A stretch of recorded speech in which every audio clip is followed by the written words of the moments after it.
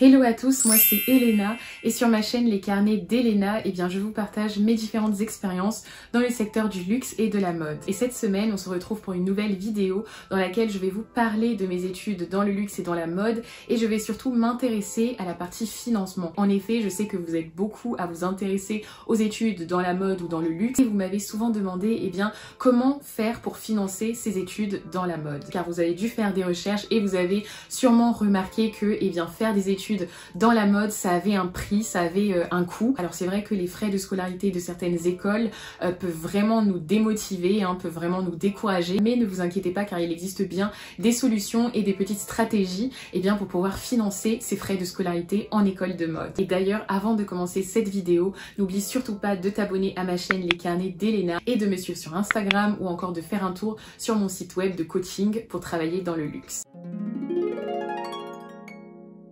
Alors la première option qui nous intéresse et qui aide à financer les frais de scolarité en école de mode, c'est l'alternance. C'est un choix que j'ai fait. J'ai travaillé au sein de Louis Vuitton en alternance, donc je vous invite vraiment à aller regarder ces vidéos-là si jamais vous souhaitez vraiment savoir comment ça se passe quand on est en alternance et surtout quand on est en alternance dans le luxe. Et je vous mettrai les liens des vidéos donc juste en bas dans la description. Donc l'alternance, je trouve que c'est vraiment le choix peut-être le plus intéressant et qui coche vraiment toutes les cases quand on veut étudier en école de mode sans se ruiner. Et c'est le parcours que je recommande aux personnes qui souhaitent faire des études sans trop se soucier des frais de scolarité, car finalement en alternance, c'est l'entreprise qui va prendre en charge les frais de scolarité. Ce qui signifie donc que vous n'avez pas besoin de payer les frais de scolarité. On a l'INSEC qui propose un Master of Fashion Marketing. Vous pouvez aussi faire des licences professionnelles dans la mode, notamment chez Formasup, ou encore l'école LISA qui a de nombreuses formations en alternance accessibles en bachelor ou en master, donc juste après le bac. Alors la liste est longue, mais je vous cite vraiment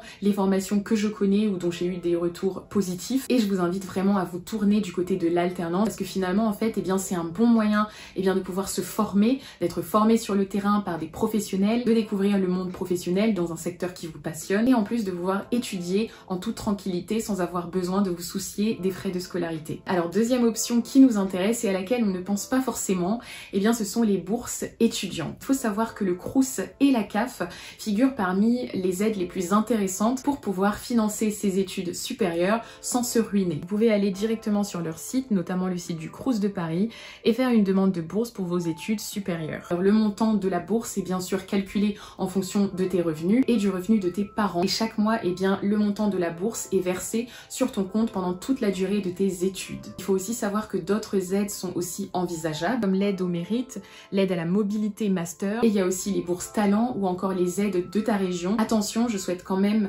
préciser le fait que ces bourses, ces différentes aides vont vraiment être là pour t'aider à financer ton quotidien, t'aider par exemple à financer le matériel ou à financer certaines choses qui te seront demandées en école. Le montant ne sera pas peut-être aussi conséquent que le salaire que tu reçois quand tu fais une alternance, mais je pense que ça fait quand même la différence car ce sont des aides qui sont vraiment là pour vous accompagner concernant les charges de votre scolarité. Troisième option à laquelle on va s'intéresser et qui elle est une option vraiment très efficace pour pouvoir financer ses études dans la mode et dans le luxe, c'est le prêt étudiant. C'est vraiment l'option la plus efficace qui vous permet de financer la totalité de vos frais de scolarité. Alors il existe différents types de prêts. Il y a des prêts par exemple qui sont proposés par l'État et il y a aussi d'autres prêts qui sont tout simplement financés par les banques. Alors dans les options, on retrouve notamment les prêts sans garant ou sans caution. Avec ce type de prêt, il n'y a pas besoin de garant d'un membre de ta famille par exemple pour se porter garant pour toi, car c'est l'État qui se porte garant pour toi. Donc c'est un très gros avantage,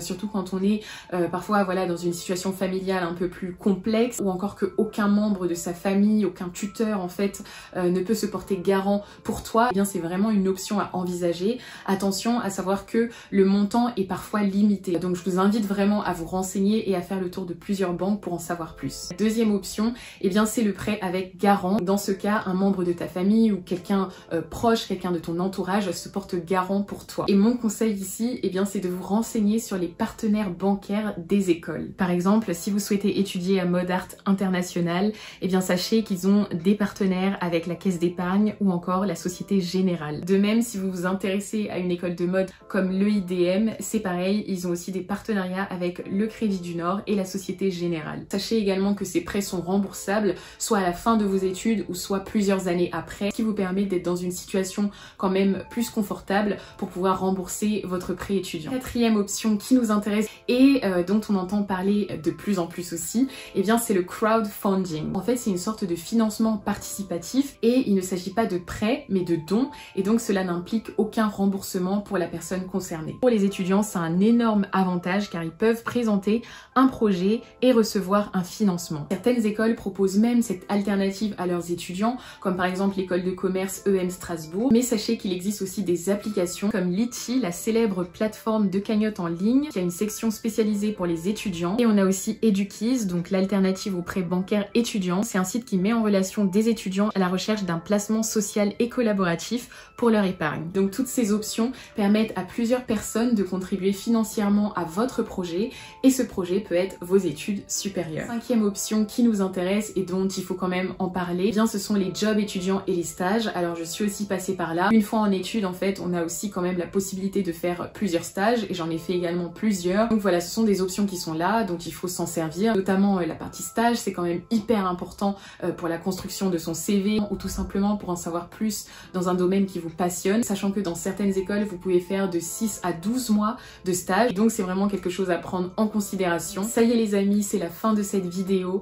J'espère qu'elle vous a plu, j'espère qu'elle vous a aidé à comprendre comment vous pouvez financer vos études en école de mode ou en école supérieure. En attendant, eh bien, je vous invite vraiment à vous abonner à ma chaîne et à mettre un petit like si jamais cette vidéo vous a plu. C'est donc la fin de cette vidéo et on se retrouve très vite pour une prochaine vidéo. À bientôt!